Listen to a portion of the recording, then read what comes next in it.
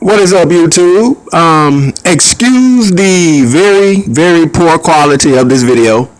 I would like to announce that I'm gonna be upgrading the quality of my videos. I'm gonna probably be starting a whole nother channel, but I am gonna be starting a whole nother channel. All right, so that channel will be, it's already up, but it's gonna be like I say, probably a good month or so before I give you the link. And this is been a long time since I've done a video with what I call the evidence camera.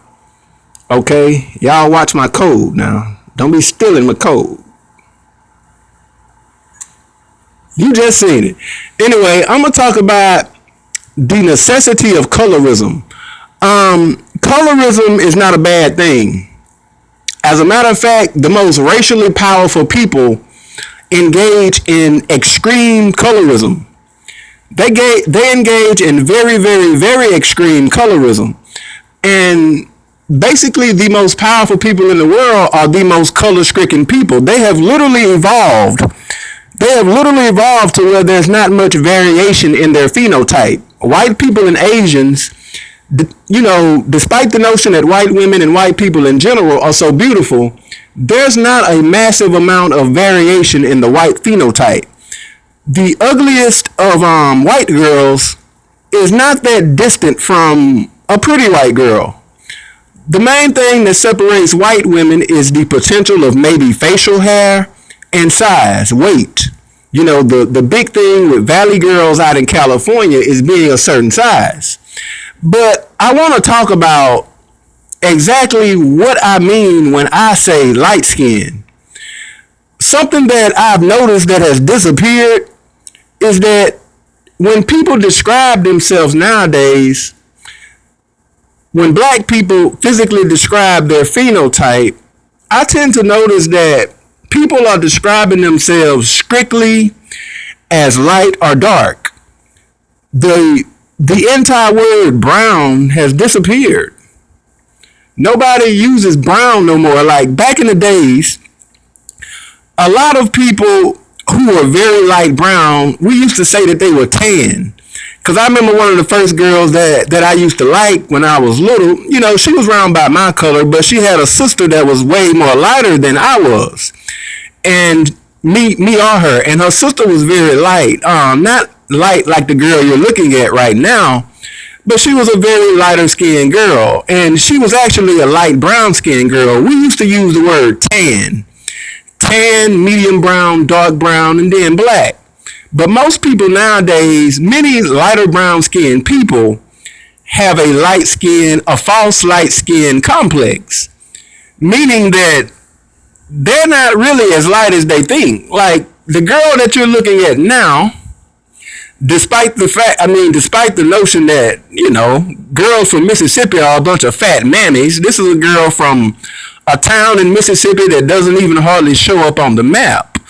And she's Noxaby and black. You know, she got blue eyes, but she's Noxaby and black. You know, give y'all information, but you know, I ain't gonna be putting her out there like that. But this is light skin. My standards of light skin are very, very, very light. You've got to be a borderline Caucasian for me to call you light skin. The rapper Ludacris said years ago in a certain verse that he did on a certain song, he said something to the effect of ain't no badder light skinned rapper since Ice-T. You know, and Ludacris is nowhere near Ice-T's color. Ice-T is way darker. Ice-T is way lighter than Ludacris. Ludacris is a pretty brown-skinned brother. I would say medium brown. But his perception of himself is that he's light-skinned. You know, the girl you're looking at now, this is light-skinned. To me, you know, to hell with the brown paper bag. You've got to be darker, or better yet, you've got to be lighter than an egg to be light-skinned by my standards. Okay? Light skin by my standards is that you got to be lighter than an egg. You understand what I'm saying? And what I specifically wanted to talk about was light skin racism. Because a lot of people will say that, well, most Africans are actually not black, and that they got lighter skinned Africans in South Africa. And true enough, the Khoisan are lighter skinned people. And you do, typically have light skinned black people, lighter skinned Africans, lighter brown skinned Africans, who are sometimes different variations of brown, light brown, orangey brown. Some people are reddish brown. There's millions of those black people in Nigeria, Ghana, Angola, South Africa, and all over. I'm not denying that.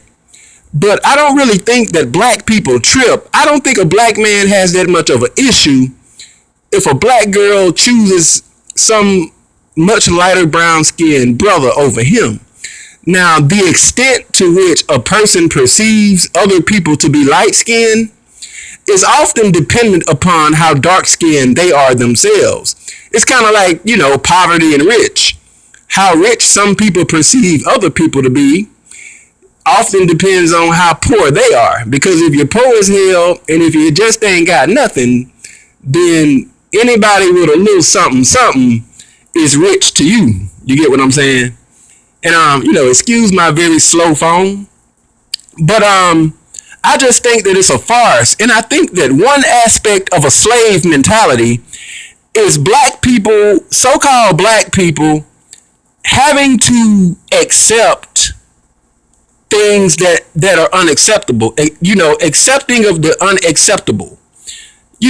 Having to accept a life of living on a plantation your entire life is a hard pill to swallow. Having to accept that a white man has sexual access to your sister, your mama, and your grandmama, and your cousins, and your aunties is a hard thing to swallow. So what happens is that a psychological effect, in my view, takes over, in which you use your ego and pride to create these false notions that you're not actually suffering, and that in some shape or way you have to put up with the unacceptable. Now, if we look at this girl right here, there is no woman who looked like she should be Whoopi Goldberg's daughter, auntie, and I don't necessarily mean Whoopi Goldberg. You can think about the girl who played Whoopi Goldberg who played Whoopi Goldberg's sister at the end of the movie, The Color Purple. Or you can think about, a female like, I can't think of too many brown-skinned girls right off top. But like, Kelly Rowland. Kelly Rowland's little sister should not be in a beauty contest with the girl that you're looking at. You're just accepting the unacceptable. White people are not going to let this girl right here come into a beauty contest with them. White women don't have to worry about this female. To sit up and for black people to be so politically correct as to lump all light-skinned people in right with them is just outright unacceptable, and it's a sign really of downright weak-mindedness. And ask yourself this question: why is it that every single race of people, whether they be Mexicans, Hawaiians, Asians, or whatever, why is it that every group of people can sperm dump and womb dump in your community? They can make any babies, anybody coming from outside your community can make babies with you, and those babies are just considered black. That fucks up your race. The black race is the only race that has to accept that 1 + 1 is 1. The black race is the only race that literally has to accept that bi means 1. Biracial doesn't mean 1, it means 2. And these people exercise racial privilege among you, and when you call them out on their bullshit, they are quick to guilt black people right back into the race. Because when they stand upon their moral high heels and preach, and whenever they can compare and contrast themselves to somebody, it always got to be a black person. You can get a Puerto Rican who will claim he's mixed with Irish, Arab, Lebanese, Italian, and black, and Taino. But the only people he shit talk to is black people. Why is that? Because them other races of people will knock his goddamn teeth, to slap up out his motherfucking mouth, and tell him to get his mutt ass over there with the niggers. You know, with the self-hating niggers, if he wants to grandstand somebody. Now, you know, if my phone will cooperate with me, I want to show you something. I'm going to show you a classical case of light-skinned racism. Now, look at this girl right here. I consider this a very light, tan, brown sister. Unfortunately, I have to call, she ain't no sister. This is what you call probably a multi-generational light skin right here. But I really wanted to show you something else. Now, her name is Eboni Ishtar Russo. This is an old Hotep chick. Now, you'll notice in her background photo, she got her head cut off, so you can't see her hair. And then on this picture, she got a Trayvon Martin. I'm talking about, it's feeling like the devil is blowing fireballs outside, and this chick got a hood on in the middle of summer. And you know, I don't give a damn. I'm putting her out there. This is her information. Lives in Chicago, but she's from New York. But what I wanted to read this. She says this right here. Now, this is a classic case of light-skinned racism. And then they're going to turn around and guilt themselves back into the black race. And what's going to happen is that the self-hate of black men takes over. And y'all put these chicken heads, these old mutt-ass multi-generational mulattoes on a pedestal. You know, so I can sit up here lecturing and ranting all I want to, but the only thing your self-hate do is just gonna invalidate, you know, everything I'm saying. Because you can't firmly establish a strong race if you don't have the type of love and discipline among yourselves to not be pandering to, lifting up and exalting these motherfucking mixed race, biracial, and light-skinned women. She says, I love Stacey Dash. That is one black woman, and she has black woman in capital letters. That is one black woman that surely takes good care of herself. Them old black bitches her age in Hollywood are jealous of her, plain and simple. And she is born in the Bronx, New York, just like me.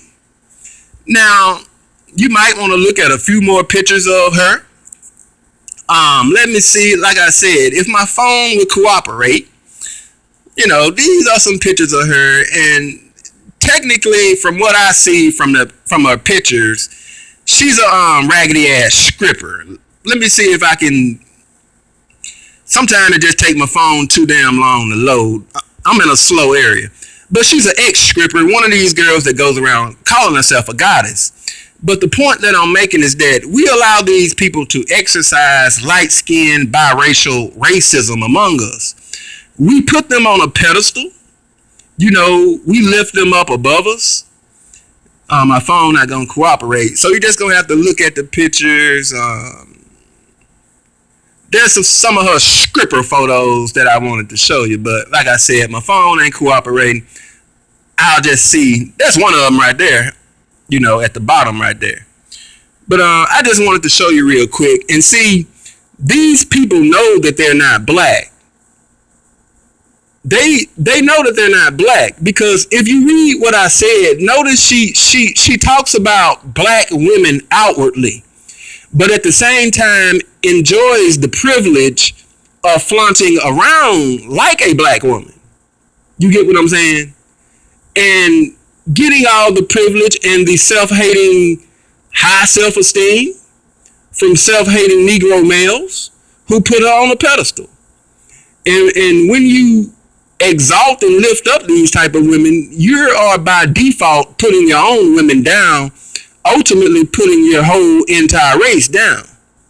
Because one thing that I strictly don't do, I really don't do the whole thing with putting mixed race and biracial people on a pedestal. And, you know, this is a girl who, like I said, enjoys the privilege of a bunch of self-hating people who include her in among them, but at the same time sits up and talks shit to you. And many of her posts are just like this. Many of her posts are just like this. She constantly goes on and on about black bitches this and black bitches that. You know what I'm saying? I'll let you read it again. You know, you say, I love Stacey Dash. Notice how she got black woman right there. See it? Notice how she got black woman capitalized. That's a sarcastic a sarcasmic poke at black people. And she's saying, I know that I'm mixed. I'm not one of you. But I can accept that position because a light mixed person like me is always has a high position among self-hating people like you.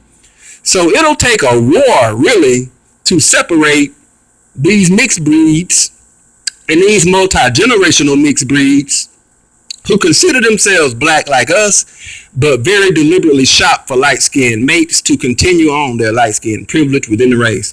You can't be a strong race if you don't have self-love. And trust you me, you got to be one self-hating gorilla to sit up there and keep putting females like this who don't like you, who talk shit about you on a stance, on a pedestal. And the black race will always be a weak and behind everybody race until they establish a strong definition of what black truly is. And that is African, having two African parents. And I will be doing a video in the future on how not everybody is mixed. Not even a majority of black people in this country are mixed. But, you know, that ends my little video. And comment, rate, subscribe, share this video. Hey, we got to come together, got to have self-love, black people, or else bullshit like this will continue to happen. And folks like this will always place themselves at the top of the pecking order, so to speak, in your race, as long as you keep breeding them to existence and lifting their self-esteem. I'm up out of here.